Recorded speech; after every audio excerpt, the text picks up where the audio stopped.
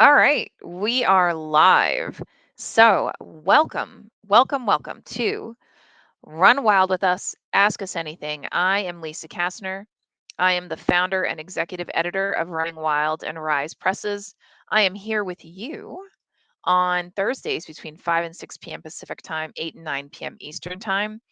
And I'm typically here with a couple of our acquisition editors, and we're here to answer any old questions that you may have.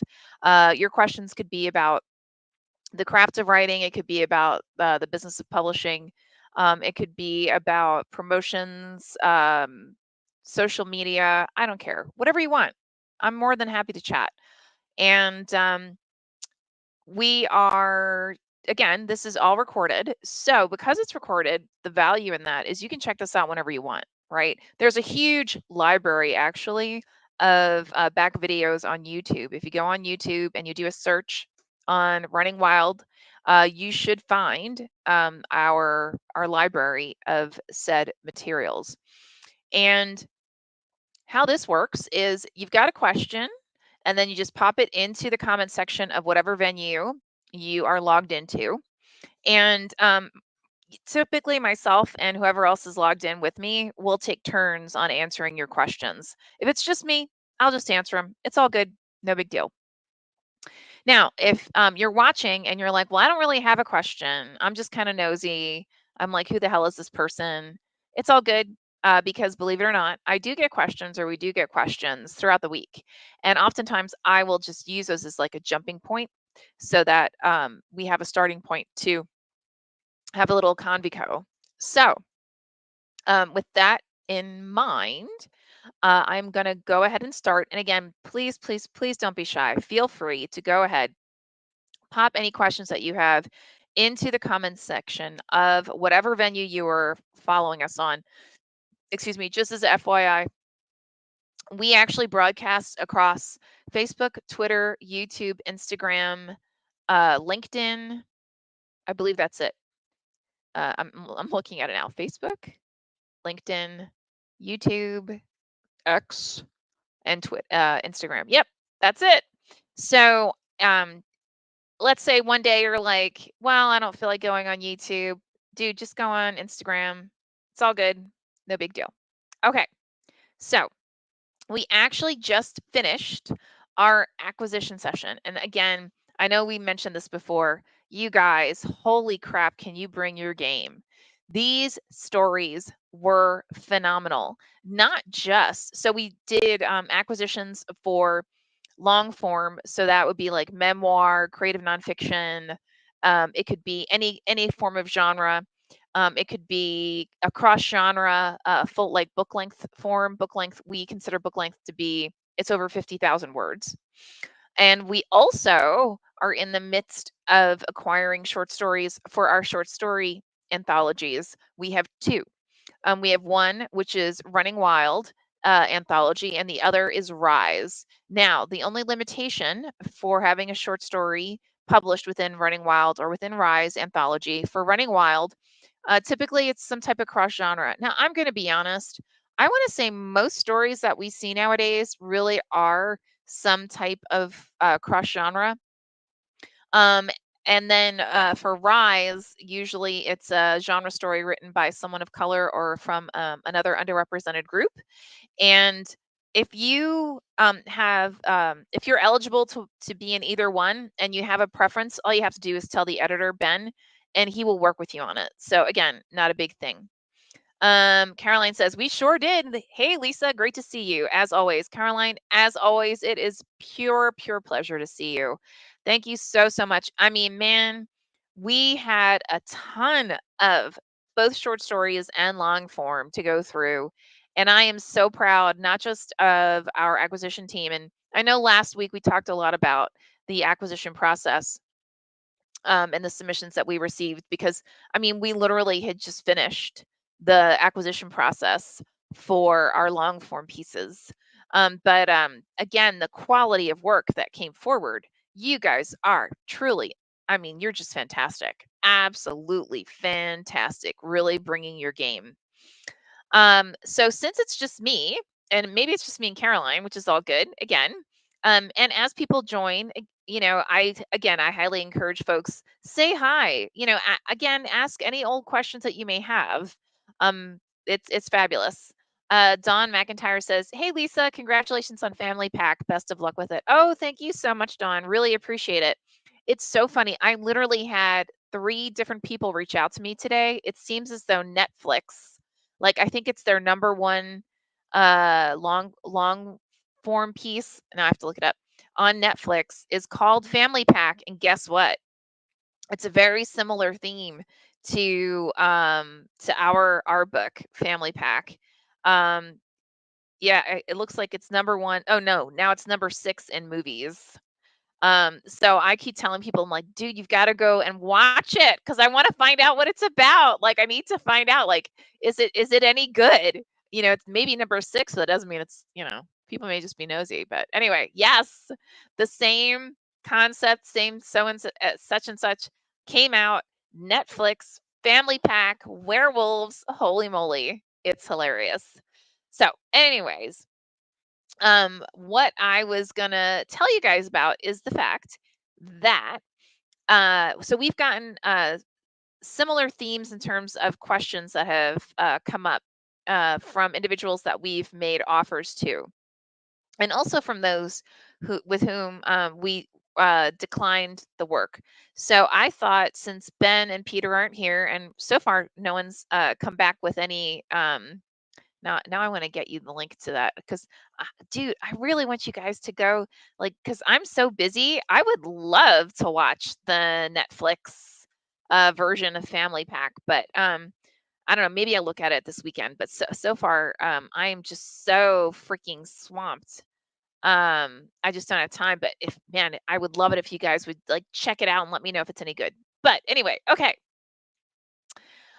So in terms of some thematically some pieces that got declined, and because we actually had a lot of return um, authors that we've well, they returned, so obviously we've worked with them already, and we ended up declining their work. And the reason thematically, again, that the pieces were declined, some of them, the pacing was off, and a lot of what that means is, like, when we read it, it was hard to like the sentences were clunky, or it ran long, or like we'd read it and you'd get like 3, 4, 5 pages into it, and you're still kind of like, what is this about? Like, even if the writing is good, then but I don't understand what the story is about, and so I'm not hooked in, right? If I can't understand why, if I don't have a reason to read something, then I'm not going to continue reading it. And honestly, in today's market, I don't know of anybody who's going to do that, right? Everybody, you're reading it because you want to get pulled in, you want to be engaged. Now, I'm not saying this has to be a mystery or a thriller, or it has to be some kind of like hardcore genre work. Not at all. I'm not saying that at all. All I'm saying is that the reader needs to understand why they're reading it, right? So, what I want to challenge anyone who's watching, who is an author, or if you if you consider yourself to be a writer, I consider you to be an author, but it's all good. Go back and read your favorite work and figure out why, after you read the first page, the second page, the third page, what got you to continue reading, right? And then that will help you understand. So you take that knowledge and then you go back and you read your latest works and you figure out, do I have that what if, that why factor, I guess you could say, right? And then that'll help you. If the feedback is it was hard to um like it was clunky, right? It was a hard read. um One, I recommend reading it out loud. Two, and if you read it out loud to yourself and you're still like, I don't know what their problem is, right? This is brilliant, they can kiss my ass, it's all good. Actually, I suggest giving it to someone you trust, who you well, I was going to say who likes similar kinds of work, but really just someone you trust, someone who enjoys reading, and then ask them to read it out loud to both of you. And because you're getting someone who's never read it before to read it, that means they're not familiar with your sentence style, and they're not familiar with your pacing.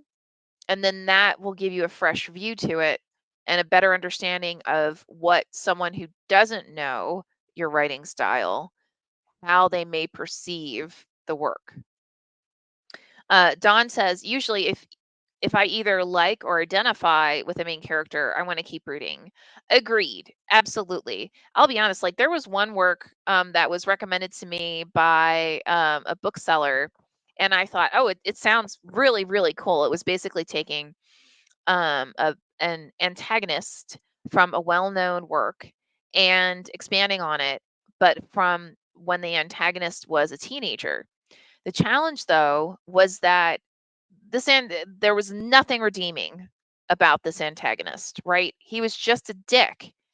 And so, Dawn, to your point, although it got me to read, like the concept of it got me to read for, I want to say, the first like 2, 3 chapters. I just gave up after, I want to say, after about 50 pages in, because I was like, why do I care? The guy's a jerk. So what? I know he's going to be a jerk when he grows up because I've already read that. I don't know what made him a jerk. And I was hoping that this story was going to be an expansion to get me to understand what made this character a jerk, and what is what is that narrative? What's that backstory that's going to make me say, oh, well, now I actually want to go back and read the original one, because now I understand this character's viewpoint. And now he's even more multidimensional because I get the why, right? Like what made him a jackass. That's what I wanted. That's what I was looking for. And instead, it was just like jerk, jerk, jerk, jerk, jerk, jerk. And I was just like, I'm done putting it down. Dawn says, there are too many better books to read. Honestly, Dawn, I hate to say it, there are so many great stories out there. I mean, it is amazing the number of fabulous stories. And, let's be real. We don't all just read. At least I don't. I go to the movies. I do watch Netflix. There are great stories that are on Apple TV. There are so many phenomenal stories in so many different venues. Why, we need to actually bother to bring forward great stories. So don't waste a reader's time, a viewer's time, a fan's time. Make sure that whatever you're putting out there, it's worth their time, right? Make them want to keep coming back. Make them say, oh my God, this was fabulous. I'm going to come back. I want to see what the next book is, or I want to see what else this author's got out there. Like I want to play more, right? Even if it's something that's more, literary in nature. Some of my all-time favorite novels are literary novels. Why? Because the characterization, because it was multidimensional, because of the character development, because they really brought things forward, right? And it made me say, I want to look for this author when I go to the bookstore. So think about that.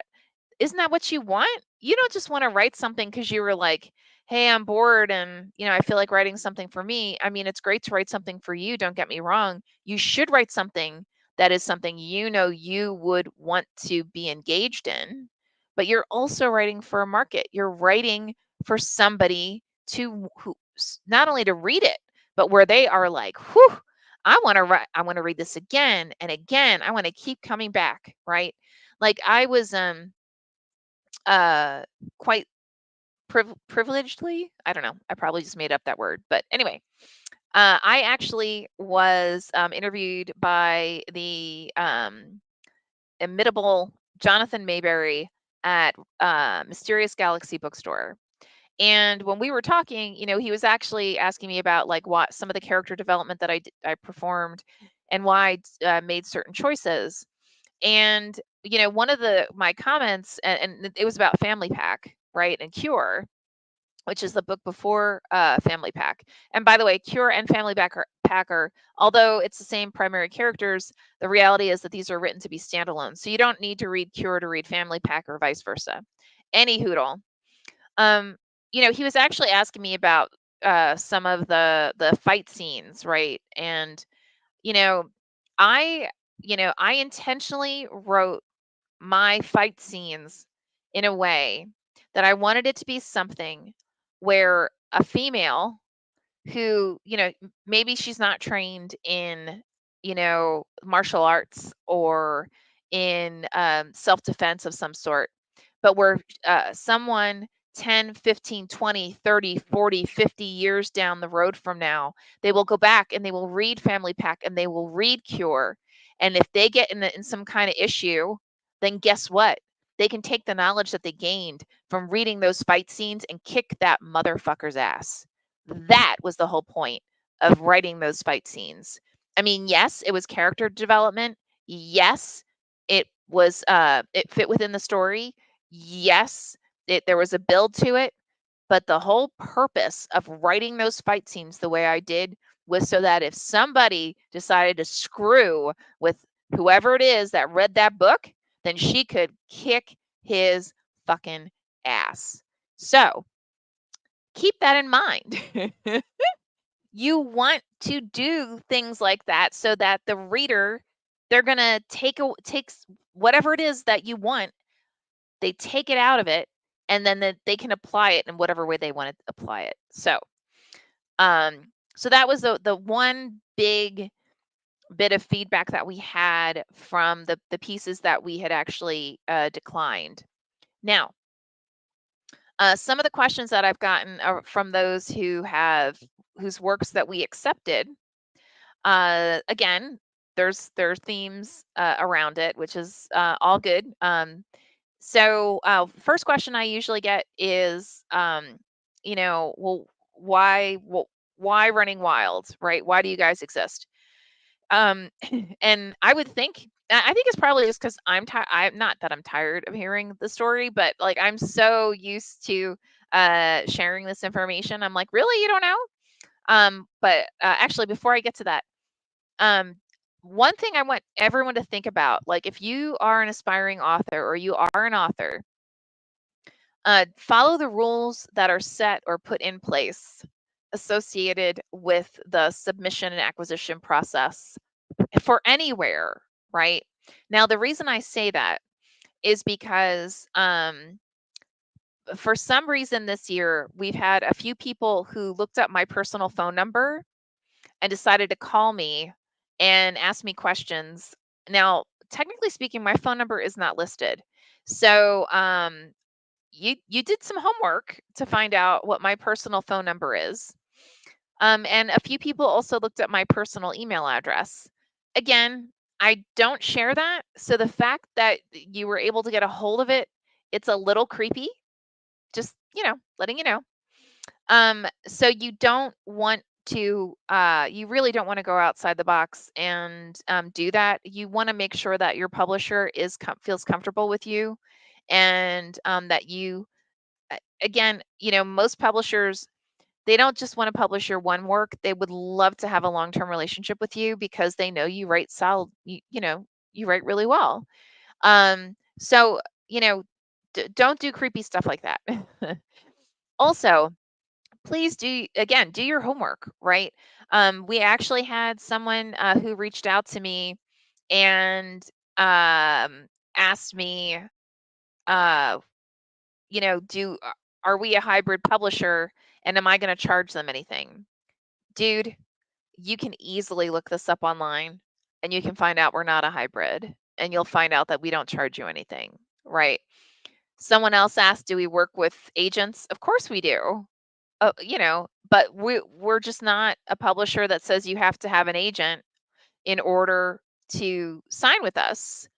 Now, a lot of times if someone comes to me and says, "Hey, I would love to get an agent," I'll tell you, take the offer that we just sent you and go to an agent and say, or go to whatever agencies you're interested in and put it in front of them and see if they would be interested in signing you and representing you. right? We have actually had several authors who did just that, and they were able to sign deals with a variety of agents. And in some cases, I actually recommended the agent to them because it was someone who I knew that we already have a relationship with, and I knew the author's style of writing was one that that agent would be interested in, and that he or she would have the right connections to uh, to move it forward. That's another thing to think about. When you are looking for agents and when you are looking for publishers, you want to make sure that they actually publish in the wheelhouse that you are writing.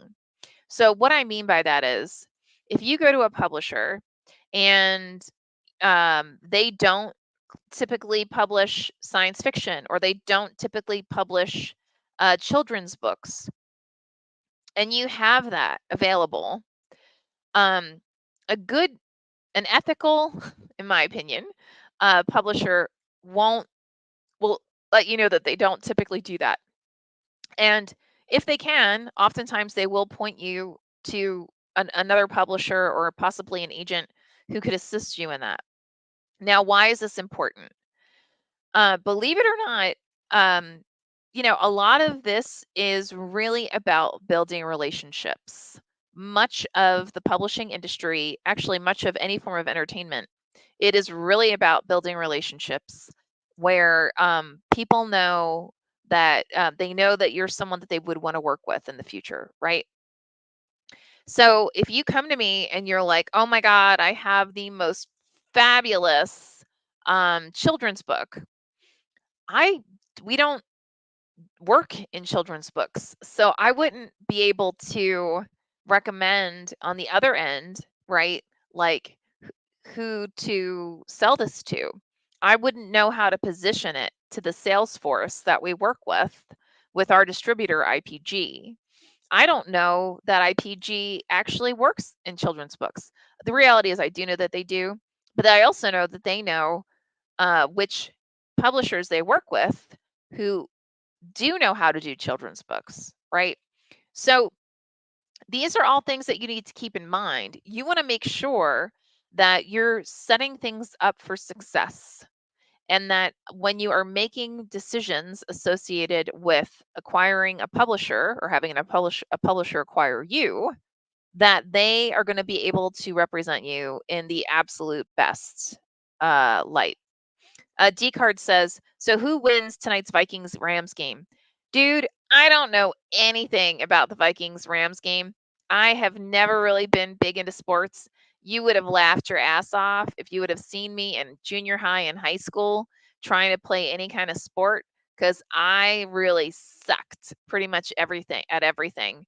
When I was in high school, the only thing I did was lacrosse, and I did lacrosse because I was in a college preparatory high school, and they kept saying, "Well, you need to be well-rounded. You need to be well-rounded. That's what universities look for." Blah blah blah.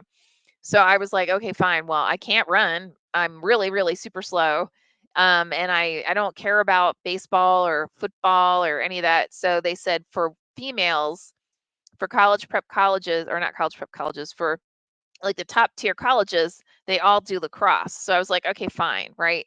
And let's just say there's probably a reason I'm a little bit doofy, because I absolutely got hit upside the head with lacrosse balls at least once, if not multiple times. So I don't know anything about sports. So now that we have that out of the way, so so other primary questions that we received. So again, we are not a hybrid, right? We are more of a traditional publisher. We do. Someone asked me if we give you a publicist. No, we do not give you a publicist. We can recommend publicists. We recommend to you. Actually, even within the contract, we give a recommendation of how you can promote your work. I believe it starts 6 months out, all the way up to, I think it's like a couple weeks after the book is available. We give you an entire library of resources, including a recording of me basically giving a training class on marketing and publicity. And again, I can recommend publicists, but we do not actually give you a publicist. Now, if that's what you want, then I suggest going to one of the major houses. And because you're more likely to be assigned a publicist of some sort if that is what you do. Now, again, if you are new, this is your first book out with an actual publisher. If you are not a previously established author or some type of known entity, then most likely they're not going to give you a publicist. Most likely, what they're going to do is they probably won't even give you, like, here's a marketing plan and here's a way for you to approach things. They're just going to expect you to do it. So, be aware of that when you are, when you're talking to different publishers. I know old school, a lot of people talk about like, well, don't go with someone unless they're going to give you, your own, they've got a major publicity plan and so on. This is 2024 and it is very, I mean, I have friends across all kinds of publishing, major houses, mid-size, small.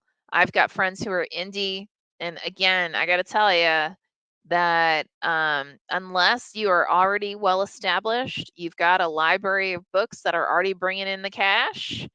It's very unlikely that they're going to give you a publicist. So, just be aware of that. Hey, why are you so tiny? Hold on. That's not cool. All right, that's better. Hello, hello. How's it going, man? What's going on? It's going good, going good. Think you're coming right along in Northeast Florida. How are things by you? Um, Actually, so far so good. Good. We hit like 83, I think, today, something like that. So Really? Nice. yeah, not bad.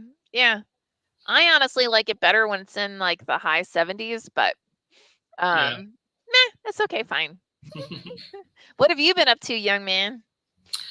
Still working on editing the book. One of my authors' book is called Brooke is coming along phenomenally. I mean, I love the fourth draft because the fourth draft, the author just really starts to get into gear and get Mm, engaged. And like I say, I don't tell the author, or I request that the author doesn't highlight any of their changes because that way, as I'm reading through, it's a new experience. And mm, it's amazing how more well immersed I am in the story with the little changes that they make. It's really interesting how they make that next step up so that by the fifth and final draft, they're right there, ready to polish it off and get it submitted to you. So it's going wow, good. that's amazing. That is Mhm. fantastic. So we're getting a house. We lost a couple shingles from the hurricane. Okay. Had some soffit damage, and one of the windows that we had installed by a professional company leaked Mm. like crazy. So that's the last thing that we need to work on to get the house all ship shape back in storm ready mode. Oh, wow. Well, Yeah, but thank God, it's the damage isn't too significant and you both are fine. exactly. I mean, we got Mhm. hurricanes, you have earthquakes, so it's like either or, right? We actually Airbnb out because our house is kind of big. Yeah. Um, and we had one guy who was staying with us, and I think in the course of 1 week we had like 6 or 7 small earthquakes. But Ooh. like it was enough that like you'd see stuff shake a little bit and Yeah. then it would just kind of go away, right? And he goes, "Is this normal?" And I'm like, "No, but like nothing really happened. Like there wasn't any like damage or whatever." And he was from like Hungary or something, and he was so freaked out. Hungary. He was so freaked out. He's like, "Okay, I cannot stay here. Like I need to move to like Oregon." And I'm like, "Okay." They have wild animals in Oregon, but okay, go for it. Or exactly. So I think he was just convinced that like, oh my God, all of California is going to fall in the ocean. And I'm like, well, I'm not going to say you're wrong, but if Hasn't it's yet. because yeah, but if it's because we kind of went like this a little bit, that's probably not it. I remember when I was a little kid in Chicago, we had an earthquake. I don't know how old I was, but I remember feeling the earth shake, and like Mm, Chicago never gets earthquakes, so it's really weird. This that is was, of weird. course, a long time ago, several decades ago, but it did Hmm. happen. Yeah, So nope. Feel you. Totally. Totally. So I was just telling folks about some of the thematic things that we saw issues with the submissions that we declined, Mm-hmm. and then some thematically some of the questions that we've gotten among those um, who we Accepted. accepted. Yeah, Mm-hmm. yeah.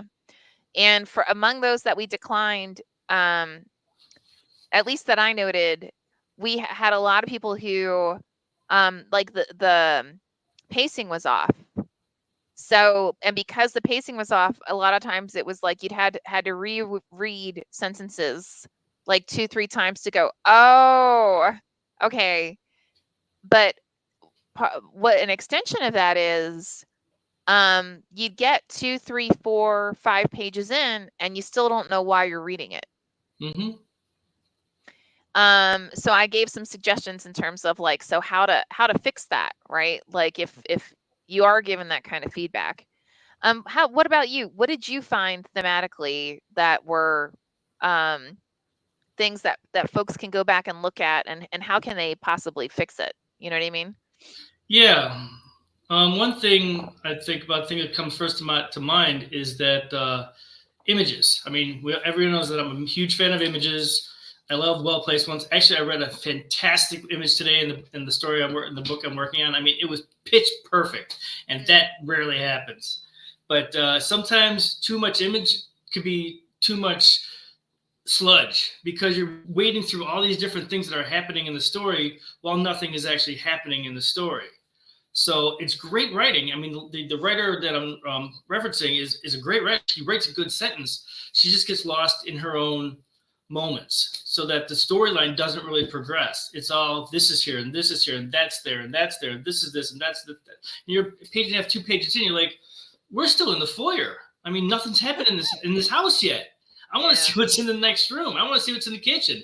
But I mean, they tend to overthink. Mm, And that can be detrimental at times. Actually, the thing that came quickly to mind is, here's a side offshoot, is when I used to teach motorcycle riding for Motorcycle Safety Foundation. There was one student I couldn't teach. I spent more than 10 hours, 12 hours working with him, mostly alone. And I'm finally like, he couldn't get it. He was a PhD candidate. So everything he did went through multiple checkpoints in his mind. And he couldn't just relax and ride the motorcycle because he was overthinking it, overthinking everything that he's doing, to the point where he's paralyzed himself. And oh. that happens to writers as well myself, because I'm thinking 2 pages down while I'm still working on this scene. It's like, I need to let that go. Next draft is going to be where I make these changes. Just stay in the moment and work the way forward from there. Mm. Okay, get it out. You know, to piggyback on that, um, one, uh, and this oftentimes is indicative of someone who's a more junior writer. Mm-hmm. They will, description, description, description, description, beautiful, beautiful, beautiful, beautiful, and we still don't even know who's in the room, Mm-hmm. right? But then you'll have a mind dump of like Joe and Jane and blah blah blah, and a mind dump of like dialogue, dialogue, dialogue. Again, you don't know why the hell they're there. You don't know what is going on around them, right? Mm-hmm.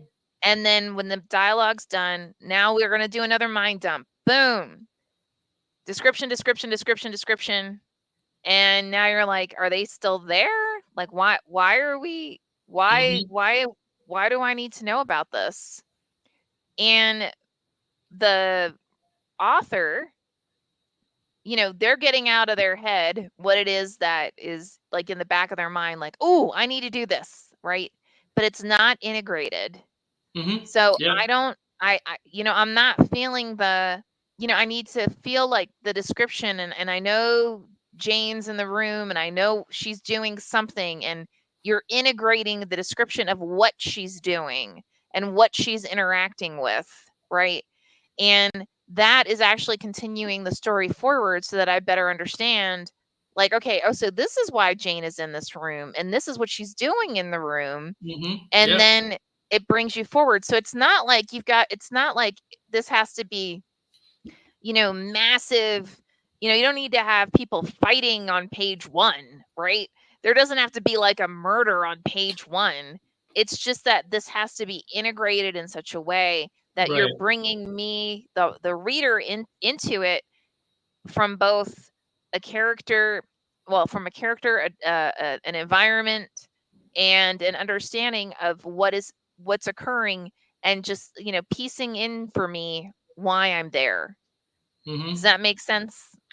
Makes total sense. I mean, the storyteller is actually exactly like the storyteller of old. I mean, stories around the campfire. You have to get the reader the images and the pathway and the surroundings and the dialogue. They all have to go in a consumable pace, for lack of a better word, so that you know what's going on. So you know why Tom's in the room and why Jerry just left. Mm-hmm. Cartoon reference, but anyways. Nope, got it. Well, But and to your point, like, you don't have to say Tom just left, right? You can show me that Tom left, and you can and you can imply why Jerry left. It doesn't have to be in your face, right. but it just has to be something where it's consumable. That, I think what you just described is the mind dump is it's a junior mistake, because they've learned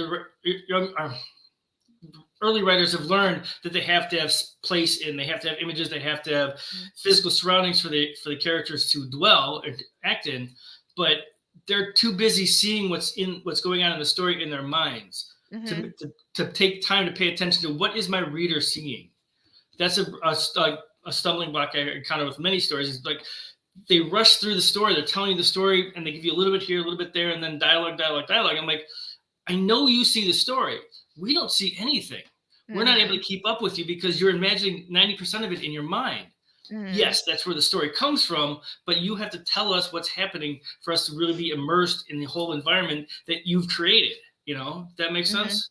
Oh, yeah, and I think back to your point around revision, right? That's why oftentimes, you'll have your first draft, and that's the point of the first draft. All right, it's getting it on the page, and then it enables you to have the second draft where you can do the revision so that it's not a mind dump, right? So it is integrated, and where you can even see, I mean, like, I know for me, a lot of times when I'm writing, I may not realize that in my first draft, oh, I should be hinting about what's going to happen on page 50 on page 5. Because to your point, in my head, I see it. Like, I know what's going to happen, but that doesn't mean the reader does. So I need to take 100 steps back and then go back and say, okay, wait. And again, it doesn't have to be an in your face. It can be a single sentence, right? It can be just an implication of something that is about to occur. And, it's a game changer, right? Something that tiny is an absolute game changer for your reader. And it makes for a more pleasurable reading experience as well, because things will just happen. I mean, fireworks don't just explode in the sky. There's a man setting the mortar, lighting the mortar. The wick keeps burning. We're building momentum. Just tension, building tension before the firework goes up. So you have to foreshadow things before they happen, so it just doesn't splash on the page and just say, "Oh, here's this." I'm like, where did this come from? This is. I mean, in literary fiction, which is where I like to dwell, is just you need to foreshadow everything that comes along, because the more you foreshadow and the more cleverly you foreshadow, the better the reader is when you experience your story in a fuller, more authentic, emotional, and intellectual experience. Yeah, absolutely. Understood. And I completely agree. In case you haven't seen it, Caroline says, "Hey Peter, good to see you." From like a submission perspective, I also suggested that folks, like, they do their homework and they actually like research Running Wild and Rise, right? So you get a better understanding of like who we are and what we do. I literally had one guy, and it was a shame, honestly, because it was one of those works that our whole team, we were all like excited about this piece. And he sent me this, like, I'm going to say 2-3 page email that the first page was basically exactly the first page he was basically telling me to suck it, because he thought that I was saying in the contract that we use AI. To be very clear, our entire portion of the contract that's about AI, it says we do not use AI. And it just kind of, but it's thorough in that it explains, like, with, cover imagery, we don't use AI. With revisions, we don't use AI, so forth and so on. Hmm.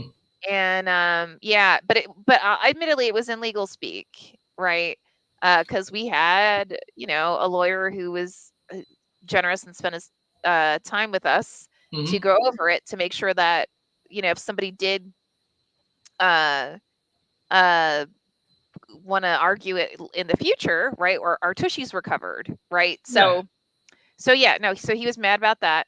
And then he was also mad because we have a section in it that it's a suggestion of how the author can promote their work. And I think it's like 6 months out, 4 months out, 90 days, 60 days, 30 days, 2 weeks, and then like a week of, and then like 2 weeks after, Hmm. and I think we even have some ongoing. And we were actually given, so he was mad that we made this suggestion because he thought that meant that we weren't going to do anything. And that he then somehow pulled from that we're uh, a hybrid, meaning like he has to pay us, which I don't understand. That part I really didn't understand, but that's, so I, we actually, and I don't know if you remember this. So, guys, we actually have an advisory board, which reminds me I need to set something up. I'll probably do it like the first quarter of 2025 to review everything we did in 2024. But we have an advisory board of like some of the most amazing people in the industry, right? We have New Hmm. York Times bestsellers. We have huge award winners. We have the former president of marketing for Warner Brothers Theatrical.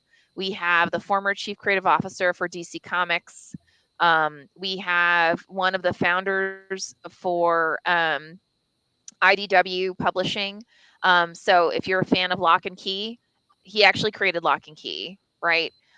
We had the president of Quirk Books, who Brett Cohen, who, I mean, on the day that he said yes, I was just totally floored because I met him at a conference, and he was super kind and nice to me then. And when I reached out and said, "Hey, you met me at blah blah blah, would you be willing to be an advisor?" He was like, "Yeah, sure." And I just thought, holy shit, really? And and for those of you who don't know Quirk Books, they did Pride and Prejudice and Zombies, and that whole, like, these huge, like, long, um, just really both fun and in some ways iconic um, series that were just a really cool blend of literary and more like, general media, right? Um, and that section, like we had mentioned it at one of our advisory boards, that we've had a challenge in the past with authors who are really having a hard time with publicity and social media and marketing, and they were just really lost.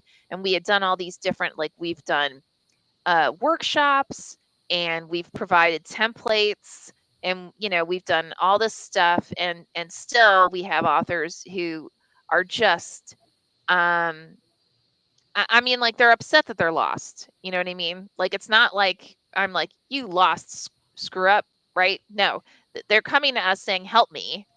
So the former president of marketing for Warner Brothers Entertainment, for the theatrical division, she was like, well, why don't you just put in the contract, um, basically a social media and marketing plan, and as a recommendation. And now it turns out, guys, guess what? When the major players like Warner Brothers, when they bring on talent, those contracts have uh, actually, I believe, even in most cases, even more detailed versions of this, of a publicity and marketing plan, and it's not optional; Hmm. it's mandatory.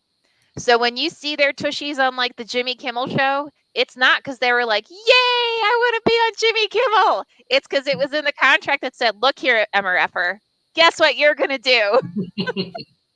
You're gonna be on the Today Show, right?" So she was like, just put it in the contract. And then that way they have it from the very beginning, and then they have a clear guide on how to take it. And I was like, "Oh my god, that's friggin' brilliant." Right? Yeah. So we did. And again, we said this is just a recommendation. We're not telling you you've got to do this, but this is what we recommend. So he was angry that we did that, and was basically told me to go suck it, which is fine. Um yeah, it's like whatever. So I gave him, and I said, okay, well, you're welcome to decline our offer. I'm not gonna, tell you Yeah. have to do something. But like, let's be clear on what it is that you're angry about. The the that this is what we do for marketing. We have a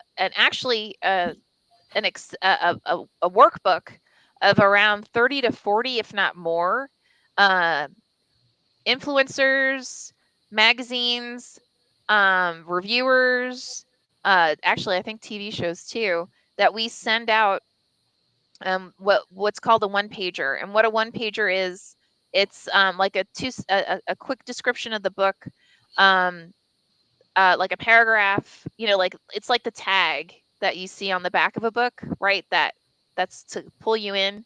It's the author's bio, and then usually we may include an image of the front cover, and possibly if it's an author who's of note, we may also include the picture of the author, Mm-hmm. because I don't know about you, but sometimes I'm better at pictures than I am at names. And we make the offer. We would love to send you a copy of the book, whether PDF or paperback, whatever you're most comfortable with. And that's usually starts around 6 months prior to the book's publication. Mm-hmm. And then if the author comes to us and they make, they're like, hey, I would love to be submitted for this, then we're like, hey, if you can get the data on it, meaning like, who do we send it to? We're happy to do it. Right. Yeah. And then we also have an entire sales team with IPG, a sales and marketing team. And guess what, guys? I present in front of them 2 to 3 times a year. I'm about to present to them in November. And that's when I get to pitch to them why the books that are coming up during that whatever season I'm pitching about are fabulous. And in November, I'm going to be pitching the summer 2025 catalog, which is around 11 books. And it's for books that we're publishing between May 1st of 2025 and the end of August of 2025. Now, usually at these conferences, guess what?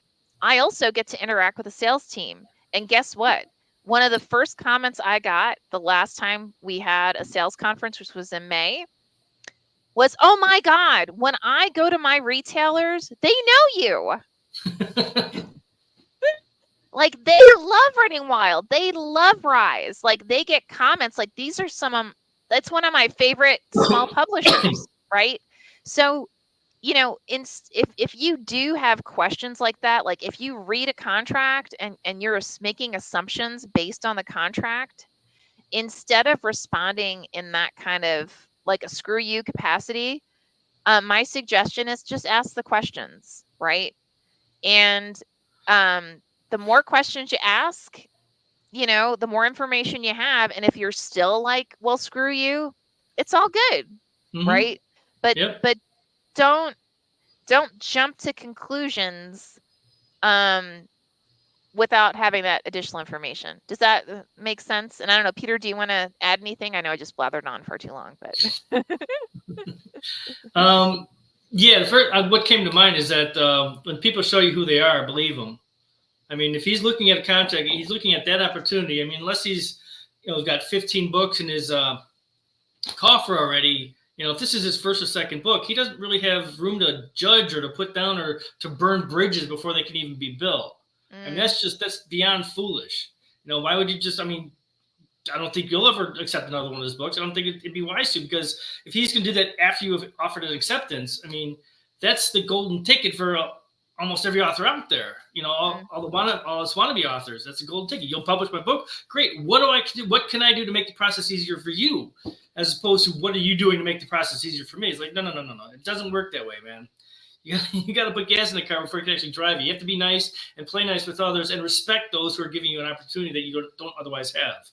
So I think you were nicer to him than I would have been. Well, it's funny that you say that because it reminds me of like it goes back to the whole like do your homework, right? Exactly. Yep.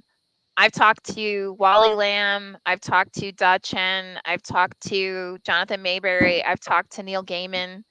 And these are just the guys who come to mind that I had, a great opportunity to like actually sit down and chat with them. Mm-hmm. And they all said the same thing. Their first couple of books, I mean, they were just like, woohoo. I'm either woohoo, I've been trying to sell this MRF for forever, right? And someone's picking it up, or woohoo, this is a publisher that I've been wanting to go with. Mm-hmm. I'm just thrilled I'm getting this to market. Because you're not in today's market, most books don't actually, not books, but the authors, they don't usually start making money until 2, 3, 4 books in. Yeah, the And Stephen King of the world are very, very, very rare indeed. oh yeah. And the ones who are actually making money, usually they've hired a publicist. Mm-hmm. And that publicist knew, and that's another one. Do your homework on the publicist. Make sure that publicist is familiar with your market. They're familiar with your kind of story, and that they're passionate about that kind of story. Exactly. Because they'll know how to get it into, the right people's hands, right? They'll be able to help you. Don't just go on the cheap and say, oh well, this guy's $99 and I don't make a lot of money. Like really do your and find out from them what works in your market. Because you know what worked for in the romance market, right? The general trade romance market, it's not necessarily going to be the same publicity and marketing that's going to work for, well, it won't be for literary, right? Right.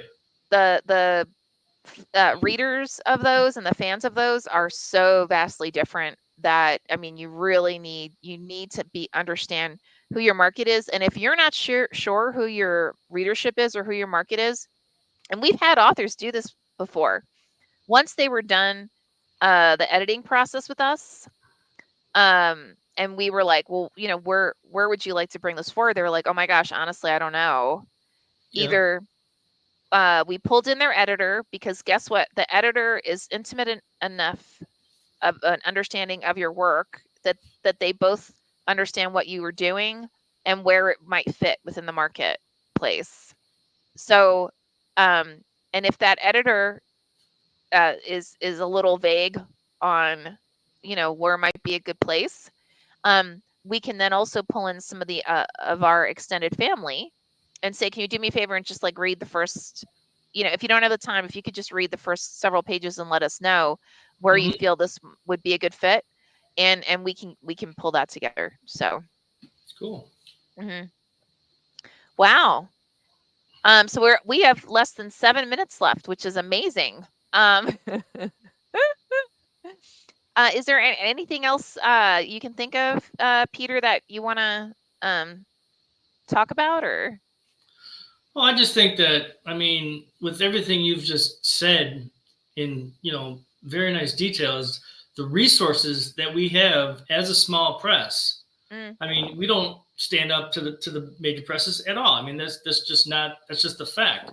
But we do have some serious resources that we can use to help authors get their books out, get the word out, get their names out, to use our services to get their book published and get it more eyes on it, for lack of a better word. I'm tired, long day. No. Get more eyes on it than they could otherwise, if they were to self-publish. Plus, the editing process itself is invaluable to every book that I look at, from the first version that I get to the final version that I submit. I mean, it can be vastly different, but it can be just tweaked just the right way to be more accessible to more readers. And I do agree that each genre or each you don't market literary fiction to genre fiction to commercial fiction because it's just they're two different markets, they're two different mindsets. Nothing wrong Hmm. with that. Hmm. But I mean, we had one author that I tried to talk to talk to them about their book. It was a nonfiction book, and I mean, I wasn't 15 minutes in the conversation, and he got adversarial, and I'm like, Mm. this isn't supposed to be an adversarial type of situation. I'm trying to help you help yourself. I'm not doing this for me. I'm doing this for you to help you help yourself. Of course, Hmm. I'm doing it for Running Wild Press, of course, but that's my privilege. So I enjoy doing that. But this guy got so adversarial that we pulled the contract. I told you what Yeah. happened. You're like, no, we're just pulling the contract because if he's like that, much the same way as the author that you were talking of earlier. I mean, if they're like that at the beginning, you don't want to deal with them in the middle or at the end because it's not going to pay off for either of us. Yeah. And And go sorry, go ahead. ahead. Now, publishing is such a it's a I mean it's a who you know situation. As you said, many people know your name because of who you are and what you do, and the wrong word or the wrong treatment of you, the press, the editor, whoever. I mean, that can get around. Yeah, So, and what's so interesting is, like to your point, we've had authors that we worked with in like short stories or in novellas, and mm-hmm, the experience was not necessarily that pleasant. And there have been times when, I'll be honest, the when they submitted like a long form to us, um, the writing was borderline, right? Like we could have accepted it or we could have declined it, and we mm-hmm, ended up either declining it because we knew this was going to be hard, or we ended up having follow-up calls with the core acquisition team so that we could, actually talk to the person um, more intimately and understand their thought process.